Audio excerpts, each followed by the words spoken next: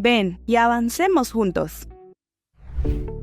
Hola, hoy vamos a ver módulo 2 de lo que tiene que ver con el despliegue de aplicaciones en BizTalk. Esta es una clase un poco teórica, un poco no, teórica más que todo, pero vamos a ver qué hacemos o qué debemos tener en cuenta para el despliegue de aplicaciones. Ya en el siguiente módulo vamos a estar viendo la configuración del servidor y lo que debemos comenzar a construir y administrar dentro de BizTalk. En este módulo 2 entonces, cuando hablamos del despliegue de aplicaciones, vamos a ver qué fundamentos hay para la implementación de esas aplicaciones, ¿sí? Cómo se desarrollan o cómo se construyen los assembly. ¿Qué debo tener yo para compilar o para implementar un assembly, un compilado de BizTalk? ¿Sí? ¿Cómo se puede trabajar con los archivos binding?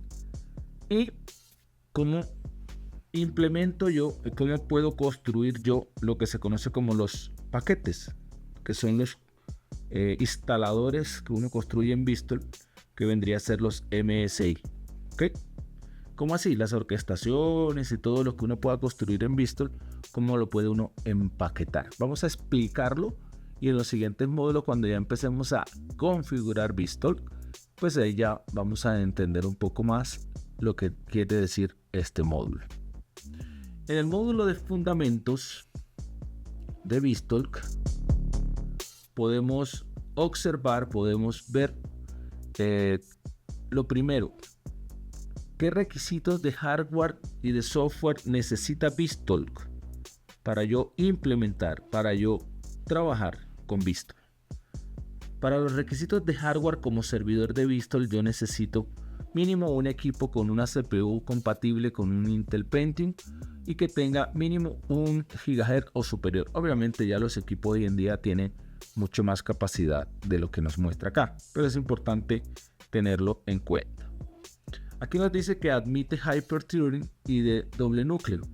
También admite montar BizTalk en servidores virtuales. ¿Okay? Las versiones de BizTalk Server de 64 bits requieren obviamente un sistema de 64 bits, que todo se ejecute en 64 bits. ¿Okay? No es compatible con sistemas basados en Itanium, que es un sistema operativo, que es un procesador de Intel. ¿Okay? ¿Qué más debo de tener en cuenta dentro de los requisitos o dentro de los fundamentos que debo de tener en cuenta en un proceso de implementación de BizTalk? Mínimo 2 GB de memoria, obviamente, entre más memoria tenga, pues va a ser mucho más efectivo los procesamientos que haga BizTalk en los compilados que uno le ejecute. En disco duro, 10 GB de espacio en disco duro para la instalación completa. En el sistema operativo, los requisitos previos de software que lo miramos en el módulo 00, que es donde se instaló BizTalk. Y el disco duro debe de estar en formato NTFS, ¿okay? No en formato FAT ni nada de eso, sino NTFS. Y pues por obvias razones solo se puede instalar en Windows. Un requisito previo, que ya lo vimos en el módulo anterior, era proporcionar una infraestructura de aplicación web, o sea, tener el servicio de Internet Information Server instalado. Hay una integración opcional, esa no la miraremos en este curso, pero es opcional si se quiere tener en cuenta, y es la integración con SharePoint, donde se puede enviar o recibir mensajes desde el SharePoint, ¿sí? Ese SharePoint se puede instalar en la máquina misma de BizTalk o se puede instalar en otra máquina. ¿Okay? Ya eso depende de la necesidad. ¿Qué tipo de mensajes? Mensajes a través de listas, a través de bibliotecas, mensajes a través de lista de tareas. Todos esos tipos de mensajes yo los puedo utilizar en SharePoint. Sea SharePoint local o SharePoint online. El framework que necesito es el 4.7. Por lo general uno ya tiene en las máquinas el 4.6, pero si se actualiza el 4.7 muchísimo mejor. Recuerden que hablábamos de que se requiere Visual Studio 2015, no ninguna otra versión, sino 2015, ¿ok? No puede ser 2013 ni 2017, debe ser Visual Studio 2015. Sí, porque ahí es donde él proporciona el entorno de desarrollo, donde tiene lo que se llaman las plantillas, que ya se las mostré. Okay, igual se las muestro nuevamente cuando entramos a Visual Studio 2015. ¿Sí? Siempre que yo le diga nuevo proyecto, vamos a encontrar ahí que hay unas plantillas de Vistol y aparecen dos. ¿Listo? Son plantillas que vamos a ir trabajando más adelante. Si el video te está gustando, dale like y suscríbete. Si quieres que creemos un curso completo sobre este tema, escríbelo en los comentarios. Vamos a minimizar acá un momentito y seguimos acá. Listo. Requiere Microsoft SQL Server porque ahí es donde él almacena y ejecuta todo lo que tiene que ver con el monitoreo, toda la consola de administración, toda la configuración de esa consola de administración, la instala o la almacena la información de la configuración en el SQL Server. Sí. Bueno, vamos a ver un poquito ese acrónimo en el transcurso de la capacitación, como es BAN, como es EDI. El EDI, que es el intercambio de datos electrónicos. ¿Okay? Obviamente se recomienda el Microsoft SQL Server Enterprise. Nos tiene una mejor rendimiento en cuanto a las opciones instaladas en Vistol. ¿Okay? Si lo quiero tener en alta disponibilidad, se recomienda tener el Always On.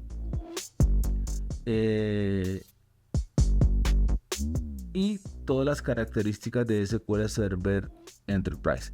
No se puede instalar en un SQL Server Express. Tengámoslo muy presente, ¿ok? No se puede montar el Vistol en un SQL Server Express. Bueno, dentro del SQL Server se recomienda instalar la base de datos de correo que el SQL Server tiene, sobre todo para las alertas y notificaciones que el BANC, recuerden que es BANC.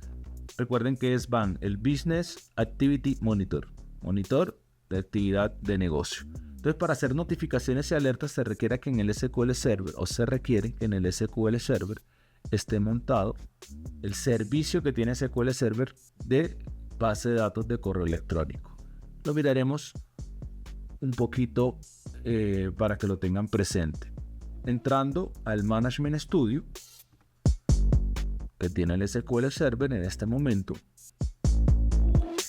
Recuerden que en el Management Studio ahí podemos administrar nuestro SQL Server, ¿verdad? Recuerden que en el SQL Server tenemos una opción que se llama Database Mail.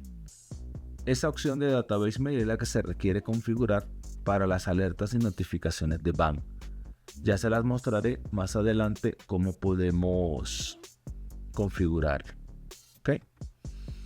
Bueno, para proteger la implementación de Vistol Server, en lo posible se recomienda que el BAN, que es un entorno web, pues esté en protocolos SSL y habilitar el cifrado entre SQL Server y sus clientes a través de algo que se llama la TDE, cifrado de datos transparentes. Eso es propio de SQL Server, propio de SQL Server. ¿Ok? Miramos. Hay una herramienta que se instala con Vistol. Cuando instalo el servidor,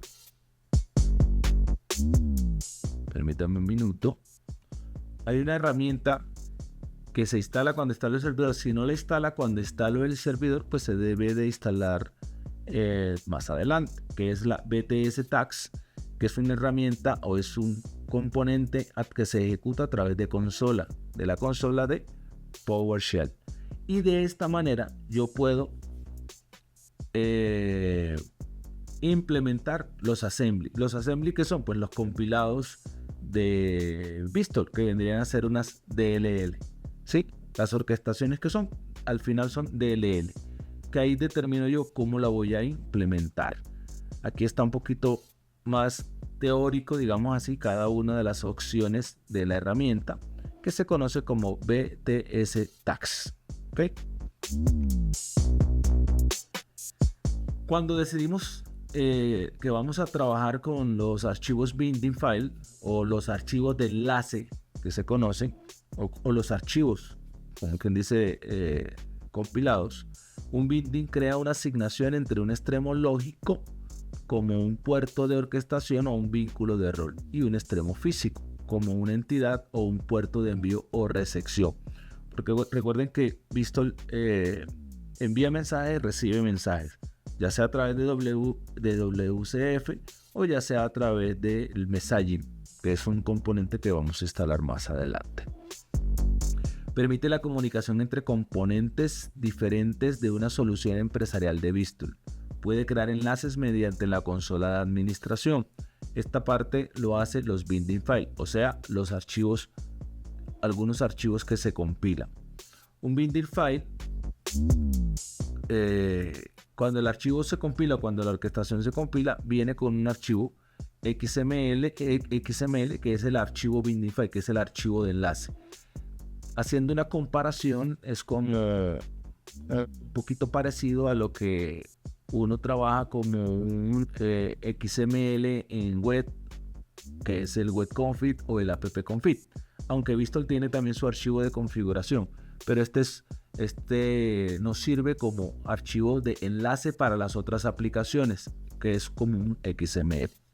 Es un XML, ¿ok? Bindify describe a qué host enlaza cada orquestación y su nivel de confianza, así como la configuración de cada puerto de envío y grupo de puertos. En la carpeta C, desarrollo Vistol, ahí hay un ejemplo de un archivo binding. Ahí lo podemos ver. Sí, obviamente es un poquito complejo, no se hace manualmente, se puede autogenerar o en su defecto lo podemos tener y trabajarlo manualmente. Pues más adelante vamos a trabajar con ellos y lo explicaremos detenidamente. Pero ahí hay un ejemplo por si lo quieren ir revisando. Sí, son los archivos que ayudan a la compilación o a la implementación de una aplicación en Vistol. Eso es lo que hacen los archivos binding. O los archivos binding. ¿Listo? Bueno. Con Vistol, si yo quiero instalar lo que se conoce o implementar soluciones a través de paquetes, pues yo puedo hacer lo que se conoce como una compilación de ese paquete, una compilación de la solución a través de un paquete. Entonces el compilado que yo hago o la exportación que yo hago de mi aplicación para convertirla en un MSI, básicamente me queda como una especie de instalador para los diferentes servidores de Vistol donde quiera montar mi orquestación o mi aplicación de Vistol. Ya veremos más adelante a través de la consola de administración cómo podemos construir estos VAN, o desde Visual Studio también cómo podríamos construir estos MSI. Parte de la implementación que yo le voy a hacer a MSI, debo de tener en cuenta lo siguiente. El archivo MSI principalmente es un paso que lo organiza el desarrollador o el evaluador al evaluador, del evaluador al administrador, con la información que se puede generar en un archivo MSI para utilizarlo en la implementación. ¿Qué quiere decir esto? Que yo como desarrollador creo mi orquestación, creo mi aplicación, y lo que yo le voy a pasar ya sea al testeador o ya sea al administrador de Vistol para que implemente la aplicación que yo hago, yo le paso un MSI que vendría a ser el instalador de la solución. ¿Ok? Eso es en síntesis lo que maneja este módulo. Es un poco teórico, pero ya en el siguiente módulo vamos a empezar un poquito con más práctica y a ver ya la configuración de Vistol y cómo podemos comenzar a construir soluciones o orquestaciones dentro del Vistol Server. Bueno, muchas gracias. Nos vemos en el siguiente módulo.